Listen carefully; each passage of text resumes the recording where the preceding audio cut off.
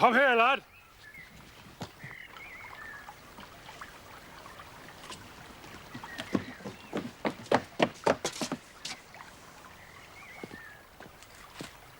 What are you doing on my property? Come to claim back what's rightfully mine, sir. That thieving young rascal made off with some horseshoes and a bag of nails from my smithy.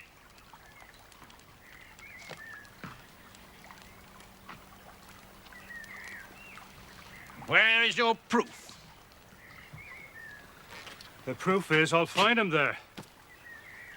Now, I don't want to be forced to call the police. These people are guests of mine, but you are trespassing, Mr. Thorne. I'm not frightened of you, Doctor. Get off my land!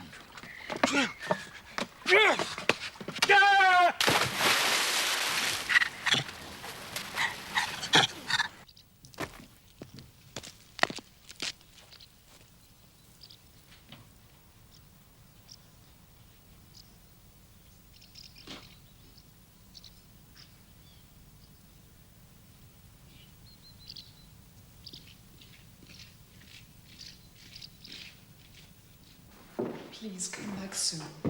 My dear, there is nothing whatever to worry about. We shall be married in a few weeks. I'm just on my way back to London. Goodbye, sir. And thank you for a most pleasant weekend. I mean to improve my game of chess before my next visit. Yes, I see. You weren't an unworthy opponent. Thank you, sir. I'm just seeing Percy down to the gates, Father. Here.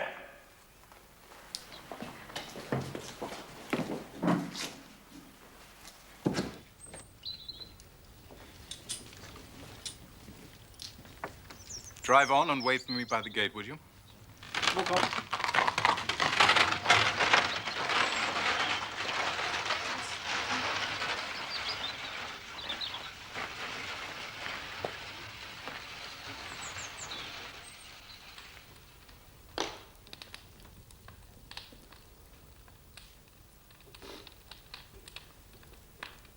The fellow is trespassing. He had a ducking, and that is all. Father, I cannot believe that Thorne would deliberately... Damn it, woman! Are you part of the conspiracy against me, too? No, Father. I live here.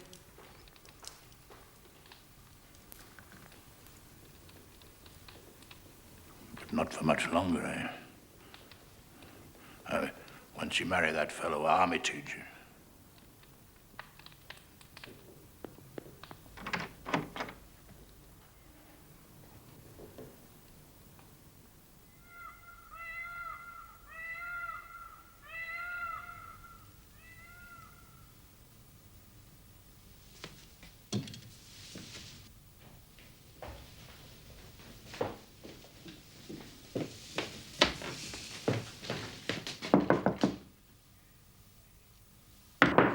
Yes, what is it?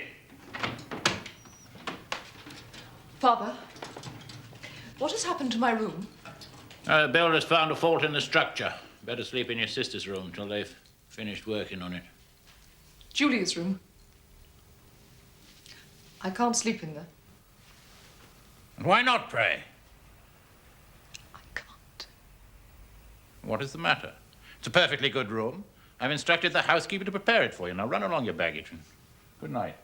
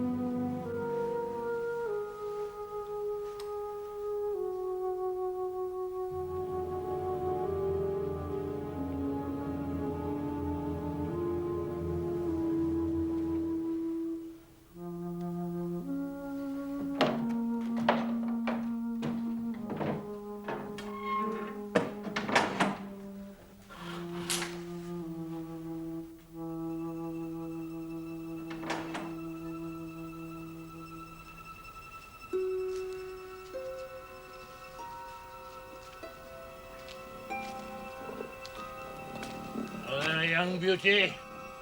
Good night. Good night, baby.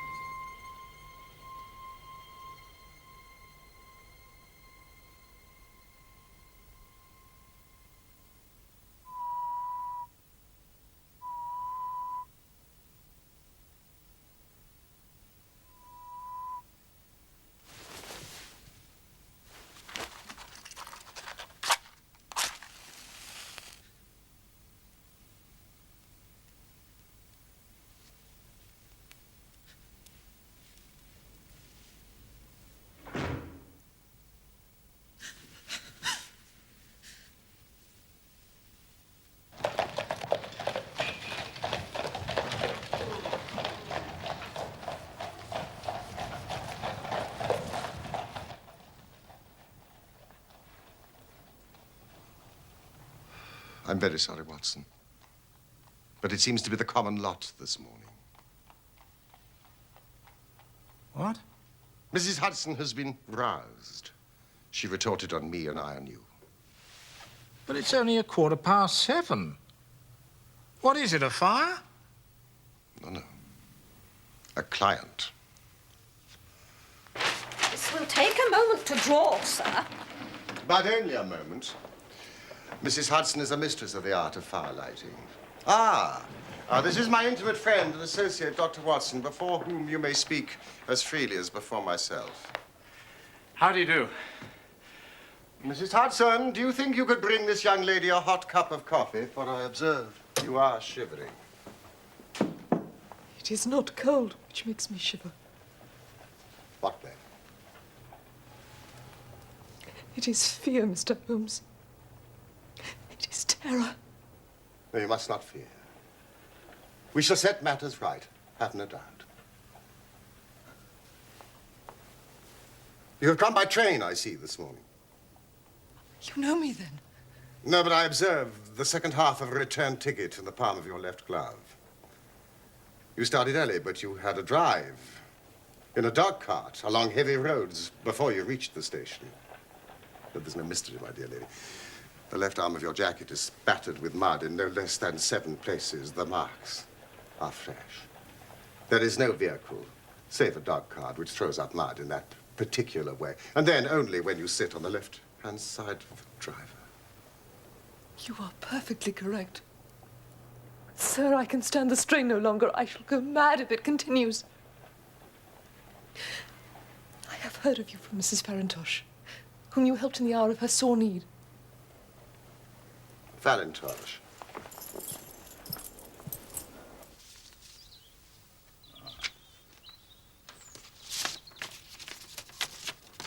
My dear Helen, it is difficult for me to advise you since you present so few facts, but I know you to be a sensible girl not prone to hysterics. As one of your poor dear mother's oldest friends, I can only suggest that if your fears persist, you should contact Mr. Sherlock Holmes at 221B, Baker Street. Farintosh, oh yes, I do remember the case. It concerned an opal tiara. I think it was before your time, Watson. Thank you, Mrs. Hudson. Sir, do you not think you could help me too? At present it is out of my power to reward you, but in a few weeks I shall be married with control of my own income. I shall be happy to devote the same care to your case as to that of your friend. As for reward, my profession is its own reward. But you are at liberty to defray whatever expenses I may be put to at the time which suits you best. And now, I beg you, lay everything before us which may help us form an opinion upon this matter. My name is Helen Stoner. I live with my stepfather, Dr. Grimsby Roylott, who is the last survivor of one of the oldest Saxon families in England. The Roylotts of Stoke Moran, the name is familiar to me. He is a doctor by profession, a skilled one. For some years he had a large and flourishing practice in India, in Calcutta. Ah. Dr. Watson has also practiced medicine in India. Yes. Attached to the 5th Northumberland Fusiliers. And pray continue, Miss Stoner. In Calcutta, he married my mother. She was the young widow of Major General Stoner of the Bengal Artillery. I was only 2 at the time of Mother's remarriage, and my sister, Julia, was 5 years older. Our mother had a considerable sum of money, not less than 1,000 a year, and this she bequeathed to Dr. Roylott entirely while we resided with him. Forgive me, your mother has passed on? Shortly after our return to England, she was killed in a railway accident near Crewe. My stepfather then abandoned his attempts to establish himself in practice in London and took us to live in his ancestral home at Stoke Moran. But the money your mother left you was enough for all your wants, so that was no obstacle to your happiness. A terrible change came over my stepfather. Instead of making friends and exchanging visits with our neighbours, who at first were overjoyed to see a Roylott back in the family seat, he shut himself up in the house and indulged in ferocious quarrels. At times it was, and still is, hard to keep him out of the police courts. He's become the terror of the village. Does he permit any visitors? None, save my fiancée and some wandering gypsies. Gypsies? Vagabonds, whom he has given leave to encamp on his land. Sometimes he goes away with them for days at a time. You can imagine from what I'm saying that my poor sister Julia and I had no great pleasure in our lives. No servant would stay long, so we did all the work of the house. She was but 30 when I lost her. But already her hair had begun to whiten, even as mine has. Your sister's dead? Just 2 years ago. It is of that I wish to talk to you. Oh, yes, yes! Oh, no. Watch this, watch! Living the life we did, we were little likely to see anyone of our own age and position.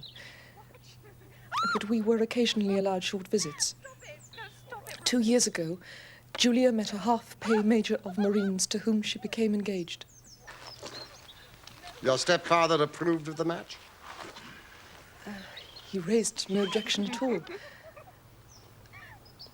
But a fortnight before the wedding, the terrible event occurred which deprived me of my only companion. Pray, be precise as to details.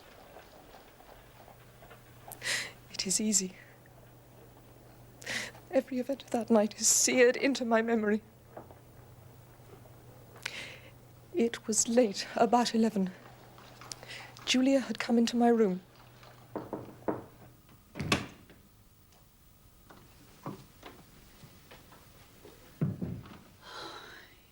Smoking those awful cigars again.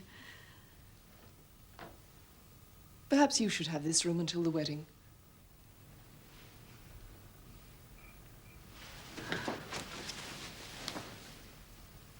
Oh, Helen. Oh, I feel so happy. And yet wretched that I'm leaving you here alone. My turn will come. I shall miss you. You won't. I'll come and stay. Besides, your major has promised to find me a brother officer of equal rank and infinitely better looking. My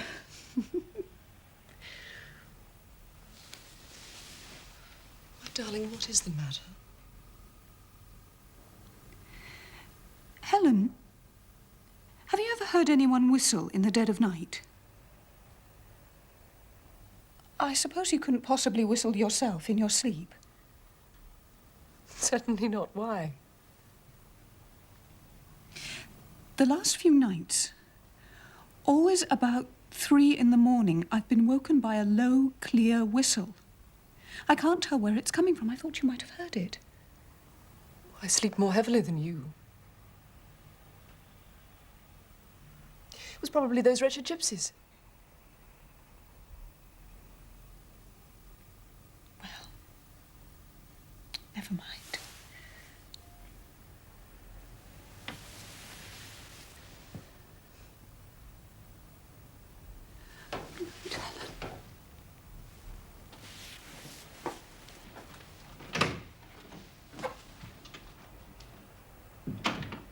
Was it your custom always to lock yourself in at night?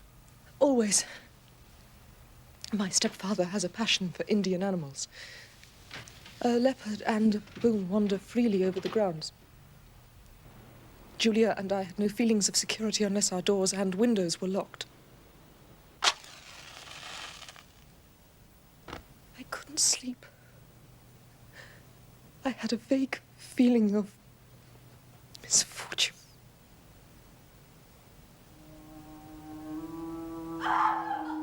Julia!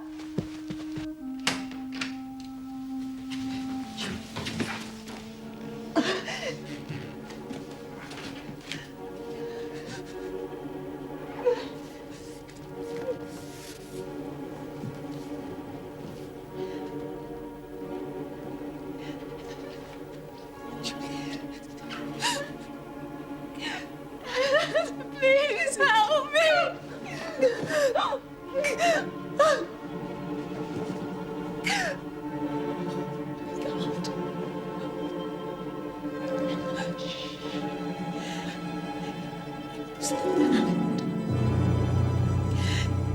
Speckled.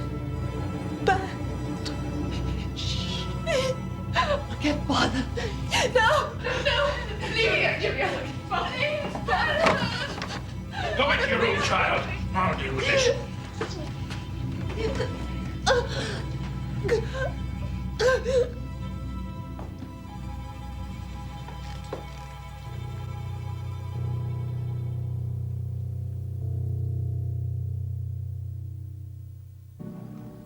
I am sorry, gentlemen.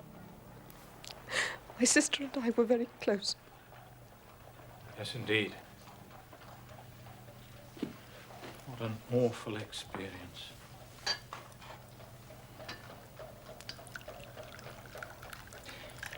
And you've no idea what might have caused... This whistle and a metallic sound, you can swear to it? It was my strong impression. I may possibly have been deceived. Was your sister dressed? No, she was in her nightdress. On the floor there was a candle and the charred stump of a match. Which means something must have woken her up, and she struck a light to see what the matter was. What conclusions did the coroner come to? He investigated the case with great care, but he was unable to find any satisfactory cause of death. And your evidence would have shown that the door was fastened on the inner side, the windows blocked by shutters, secured every night. It is certain, therefore, that your sister was alone when she met her end. Yes. Besides, there were no marks of violence upon her. What about poison? The doctors examined her for it without success. What do you think this unfortunate lady died of, then? It's my belief that she died of pure fear and nervous shock. Though what it was which frightened her, I cannot imagine. What do you gather from the allusion to a band, a speckled band? Delirium. Or some band of people. The gypsies at the plantation, the spotted handkerchiefs they wear around their necks. These are very deep waters. What happened after your sister's death? My life was lonelier than ever. Until a month ago, when a dear friend of mine, whom I've known for many years, did me the honor to ask for my hand in marriage. His name is Mr. Percy Armitage. And you are to be married within a few weeks. So what prompted you to come here when your life seemed set so fair? Yesterday, some repairs were started and my bedroom wall was pierced, so that last night I was forced to move into the chamber in which Julia died, to sleep in the very bed in which she slept. Imagine my terror when I was awoken by the same low whistle which had been the herald of her own death. You lit a lamp. Yes, but nothing was to be seen. I was too shaken to sleep. I dressed and slipped out of the house. I got a dog cart at the Crown Inn and came to London with the one object of asking your advice. You did wisely.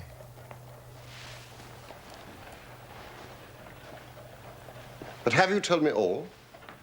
Yes. You have not, Miss Stoner. You are shielding your stepfather. He is a hard man, but he's still the only father I have known. I'd say it was time for some breakfast. But there are 1,000 details I desire to know before I decide on a course of action. If we were to come to Stoke Moran today, could we see over these rooms without the knowledge of your stepfather? As it happens, he spoke of coming to town today on some business. And the workmen? I have seen none. We have a woman who comes to clean from the village, but only in the morning. There should be nothing to disturb you. Excellent, Watson. You're not averse to this trip. By no means. Then we will be with you in the early afternoon. I shall be there for your arrival. You'll stay for some breakfast, surely. Thank you, no.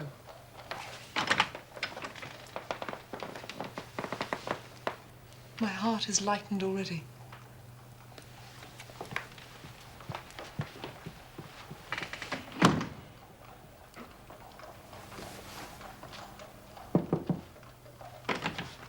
Ah, Mrs. Hudson. Thank you. But when you combine the ideas of whistles at night, the presence of a band of gypsies on intimate terms with the doctor, the dying allusion to a speckled band, well, there's good ground to believe that the mystery may be cleared along those lines.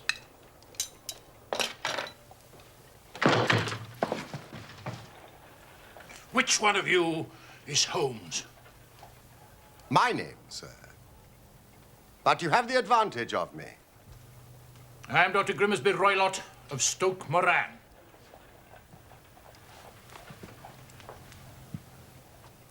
Indeed, Doctor. Please, take a seat. I shall do nothing of the kind. I know that my stepdaughter has been here this morning. What has she been saying to you? It is a little cold for the time of year. What has she been saying to you? But I have heard that the crops promise well. Ah, you put me off, do you? You scoundrel, sir. I've heard of you before. You're Holmes the meddler, Holmes the busybody, Holmes the Scotland Yard Jack in office. Your conversation really is most entertaining. If you would close the door on your way out, as there is a decided draft. I will go when I've had my say. Don't you dare to interfere in my affairs. I know that Miss Stoner has been here.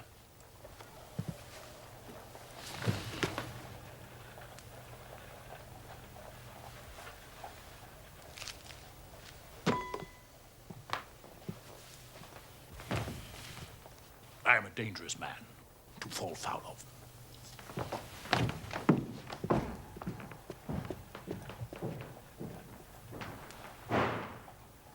Thank you, Mrs. Hudson. Just another client.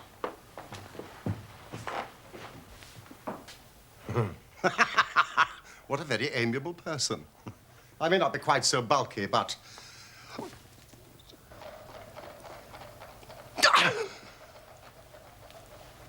Fancy his having the insolence to confound me with the official detective force. This incident gives zest to our investigation. I only hope our friend won't suffer from her imprudence in allowing that brute to trace her here. One thought keeps nagging at me, Watson. Roylott's professional life in India. If it was so successful, why would he exchange it for a life of aristocratic penury? My friend Coombs would know. Coombs was in Calcutta around that time. Find your friend Coombs and see what you can get from him. I shall walk down to Doctors' Commons, where I hope to get some data which may help us in this matter. Let us meet again at 1, under the clock at Waterloo Station. That is, if you've finished your breakfast by then. Oh, and your revolver. I would be obliged if you would slip it into your pocket. Neely number 2 is an excellent argument against gentlemen who can twist steel pokers into knots. That and your toothbrush are, I think, all we need. I've seen the will of the deceased wife. Her annual income at the time of her death was a little short of £1,100. But due to the fall in agricultural prices, it is now no more than £750. Each girl, in case of marriage, could claim £250. So if both girls had married, our beauty, Grimsby Roylott, would have had a mere pittance. And even one marriage would ruin him. He had the strongest possible motive. Oh, did you manage to find Coombs? Yes, I did. He proved rather hard to locate, but I finally managed to get him through Swanson at Barnes. He did know Roylott in Calcutta, confirmed what the girl had said, and added one intriguing fact.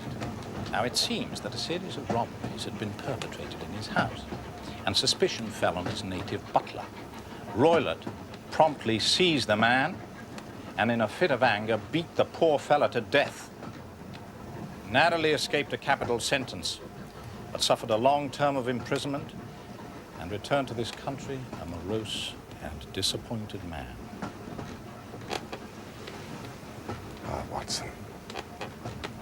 It's a wicked world. And when a clever man turns his brain to crime, it's the worst of all.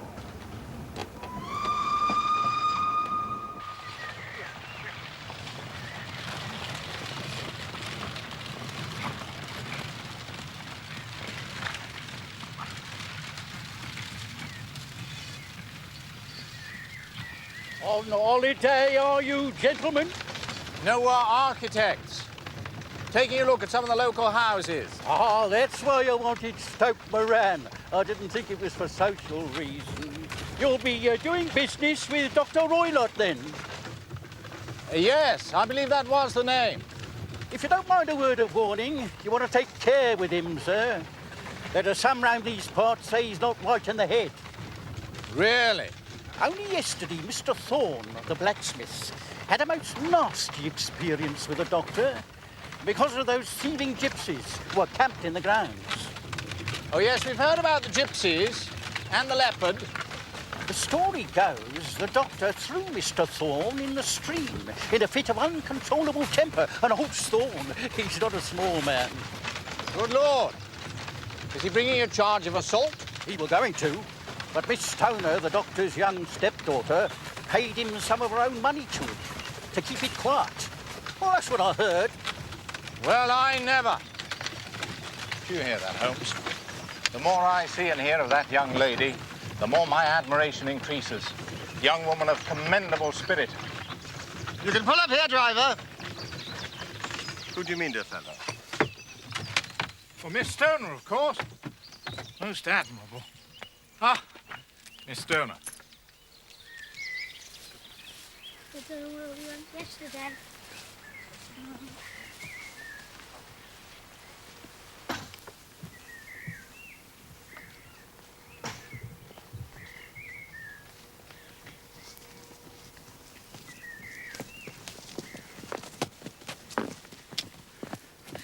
All has turned out splendidly. Dr. Roylott has gone to London and he won't be back before the evening.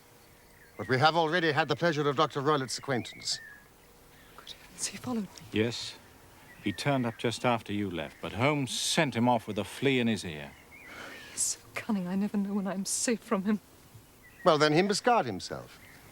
Or he may find someone more cunning than himself upon his track, shall we? Holmes, don't you think we ought to get Miss Stoner away from here tonight? What, an aroused suspicion? But if he's violent... We shall be here.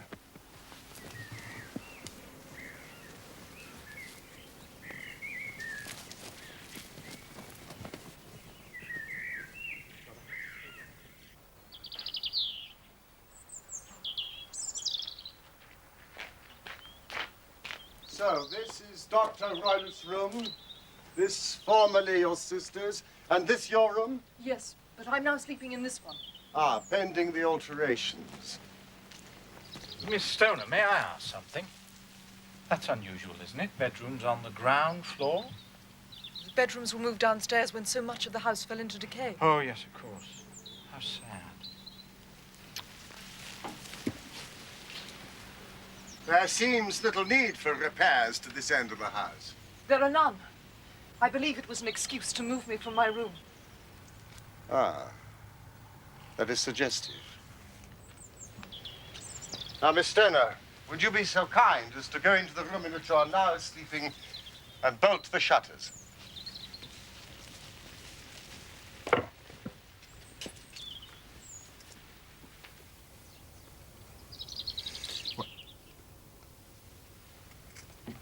What are you doing, Watson? Well, I'm using your methods, Holmes, seeing whether the ground has been disturbed. And what have you come up with? Your footprints, I believe. And mine and Miss Stoner's. And this.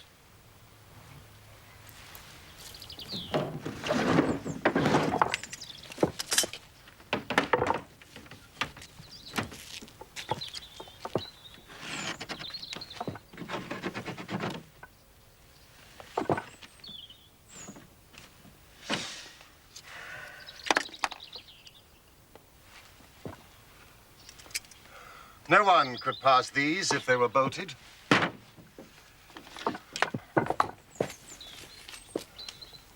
Well, let's see if the inside throws any light on the matter. Ah.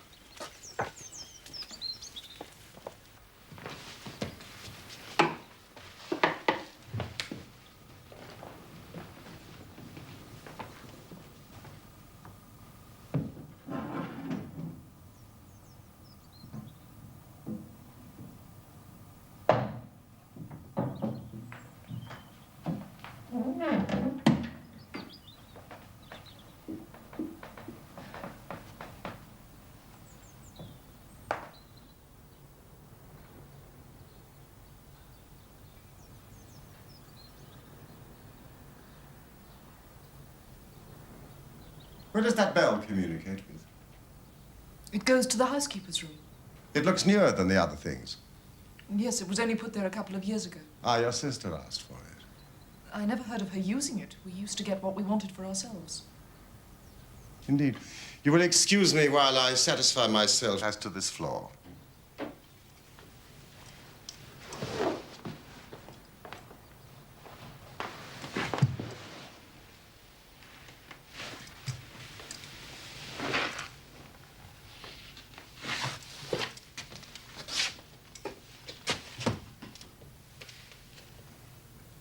It doesn't ring.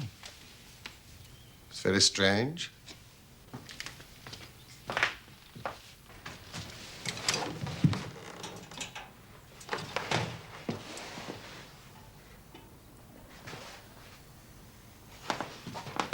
A ventilator into another room. You mean when it might have communicated with the outside air? That is also quite modern. Indeed. Miss Stoner, with your permission, we will now carry our research to Dr. Royler's chamber.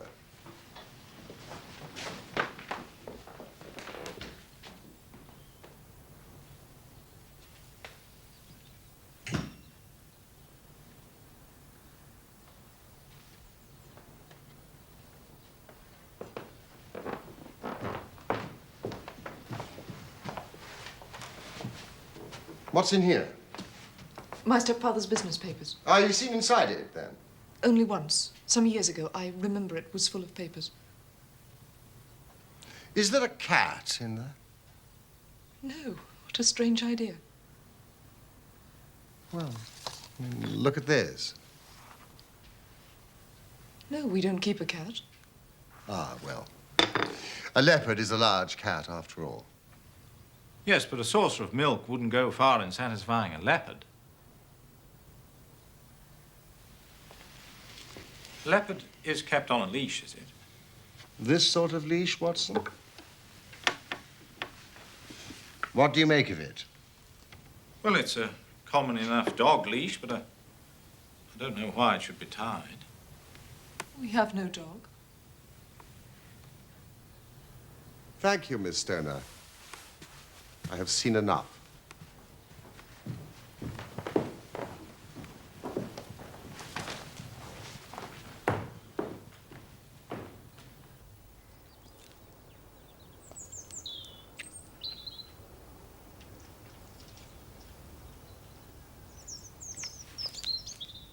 I was going to ask if you'd like some tea.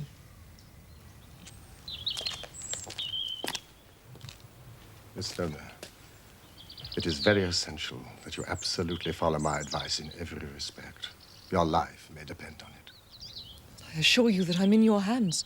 Now, in the first place, on the way here, we passed a small cottage. The shell house? Would the windows of your sister's room be visible from there? Yes. You are sure? Yes. Then we shall make it our base. Some refreshment. Oh, we shall have dined, shan't we, Holmes? Is there a village inn? The Crown. Oh, good. Thank you all the same. Now, Miss Stoner, when your stepfather returns, you must confine yourself in your room on pretense of a headache. Then, when you hear your stepfather retire for the night, you must go to the windows, undo the hasp, open the shutters, and leave your lamp on the windowsill as a signal to us. Then withdraw with anything you may want for the night to your old room. I've no doubt that in spite of the repairs, you could manage there for one night. Oh, yes, of course. And now we must leave. If Dr. Roylott should return and find us here, our journey would be in vain. I believe, Mr. Holmes, that you've already made up your mind. For pity's sake, tell me the cause of my sister's death.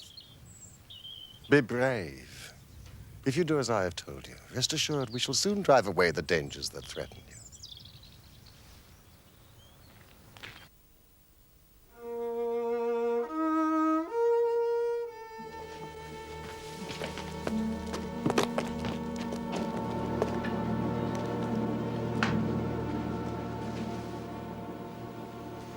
Yes, it is a clear view.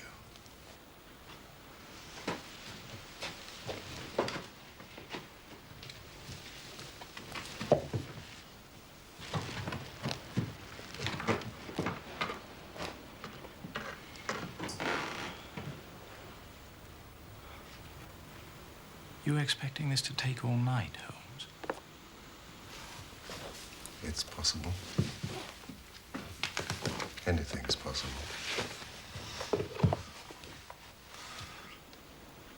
When a doctor goes wrong, he's the first of criminals.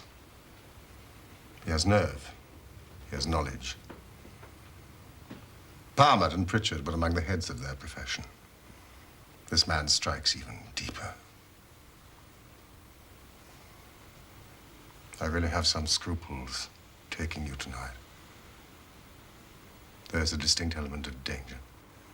If I can be of assistance. It's very kind of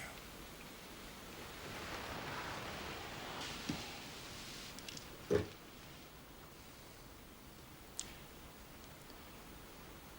You evidently saw more in those rooms than was visible to me, Holmes. But I probably deduced a little more.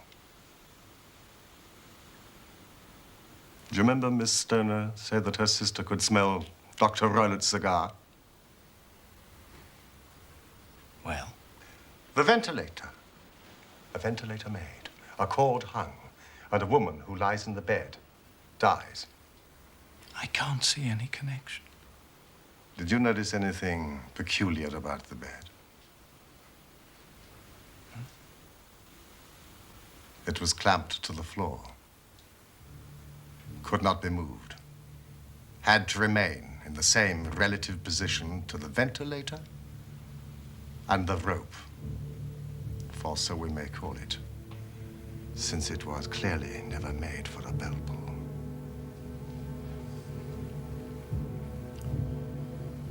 I begin to see dimly what you're driving at.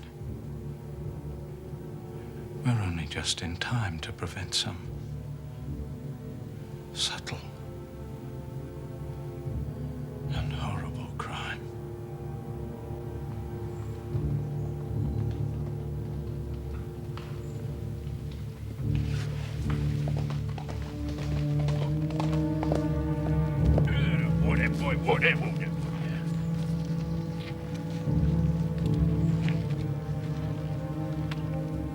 Have a look at that. Yeah. Good night.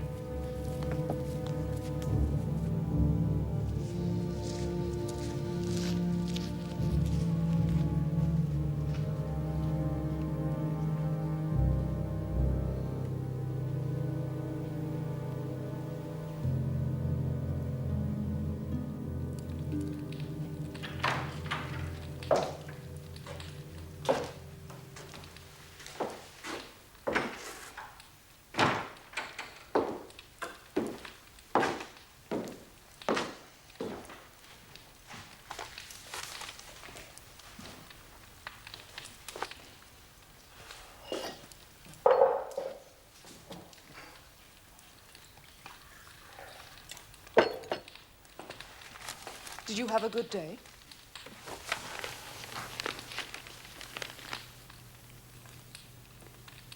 Not without interest.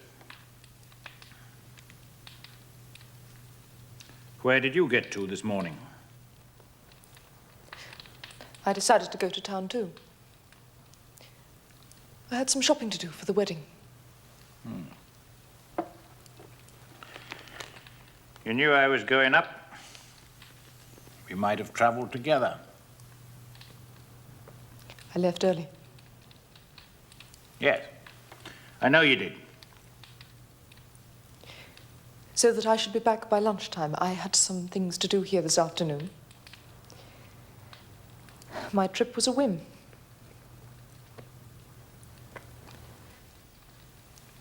You always were a good little liar.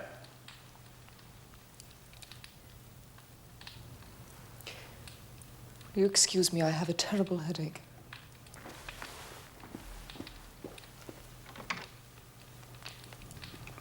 Holmes the meddler. Holmes the busybody. Holmes the Scotland Yard Jack in office.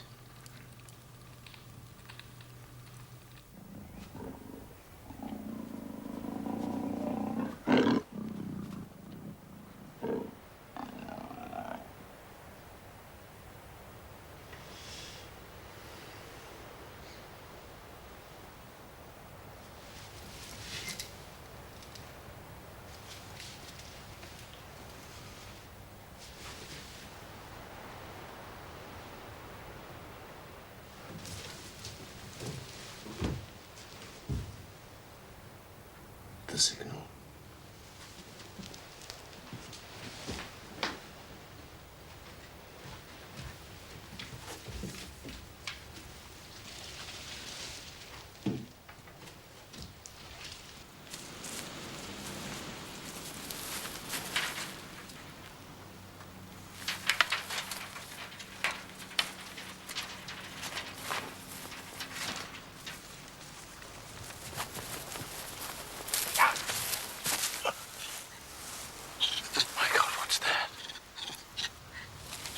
It's the baboon.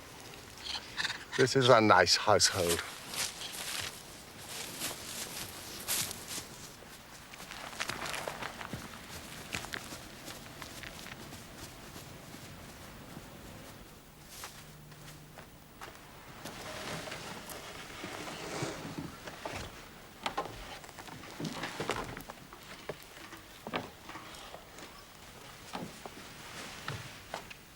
We must sit without light.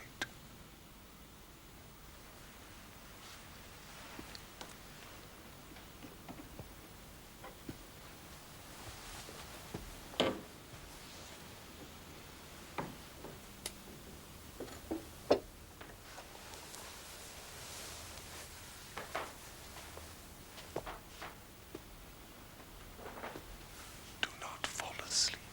Your very life may depend on it.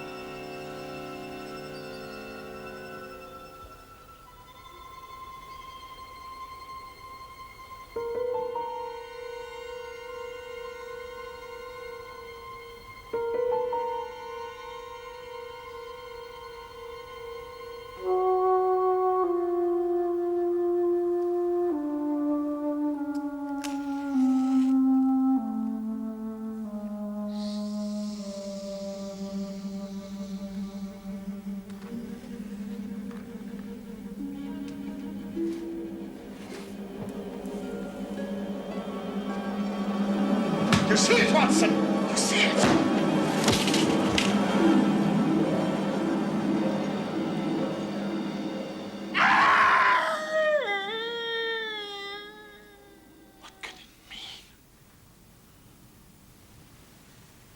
It means that it's over.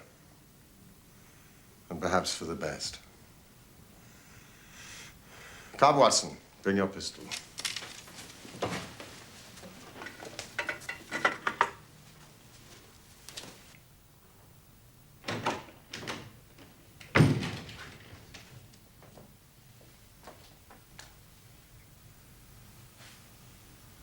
It's the band. The Speckled band. It is a swamp adder. The deadliest snake in India. He has died within seconds of being bitten.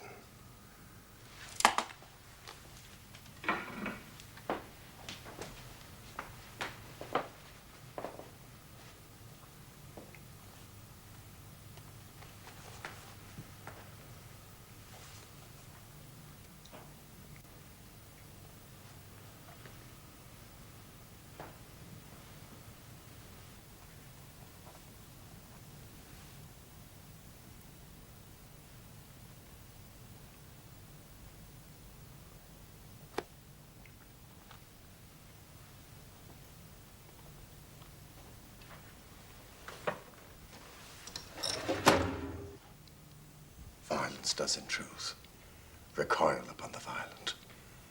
And the schemer falls into the pit which he digs for another. The idea of a snake occurred to me when I coupled it with the knowledge that the doctor was furnished with a supply of creatures from India. A form of poison, Rapid and lethal. which couldn't possibly be discovered by any chemical test. It might or might not bite the occupant of the bed. She might escape every night for a week, but sooner or later, she must fall a victim. Oh, my poor Julia. The doctor had trained the snake, probably with the milk, to return at the sound of a whistle. The very whistle which you and your late sister heard.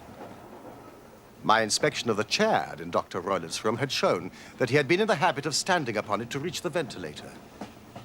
Last night, when I attacked the snake and drove it back through the ventilator, I roused its snakish temper, causing it to turn upon the next person that it saw. Dr. Grimsby Roylott. So you, Holmes, were indirectly responsible for his death. I cannot say that it is likely to weigh very heavily on my conscience.